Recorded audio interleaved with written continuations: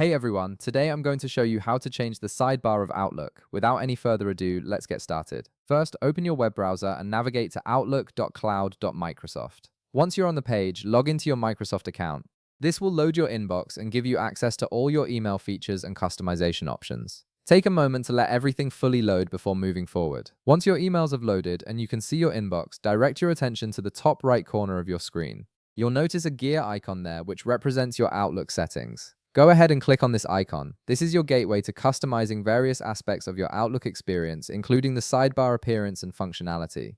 After clicking the gear icon, a settings window will appear on your screen. From here, look for the General tab on the left side of the settings panel and click on it. The General section contains several important customization options that control how Outlook looks and behaves. Within the General tab, you'll see various options listed. Look for one labeled Appearance and click on it. This section specifically deals with visual elements of your Outlook interface, giving you control over colors, themes, and layout features. Now, once you're in the Appearance section, scroll down through the available options until you find the navigation bar settings. This is the key area where you can customize your sidebar's appearance and functionality. Here you'll see two main options that control how your sidebar displays. The first option is Use Colorful App Icons, which allows you to toggle between colorful or standard monochrome icons in your sidebar. The second option is Show App Names, which controls whether the names of each app appear alongside the icons or if just the icons are displayed. Simply click on each toggle button to enable or disable these features according to your preference. Turning on colorful icons can make your sidebar more visually appealing and easier to navigate, while showing app names can help you identify each section more quickly,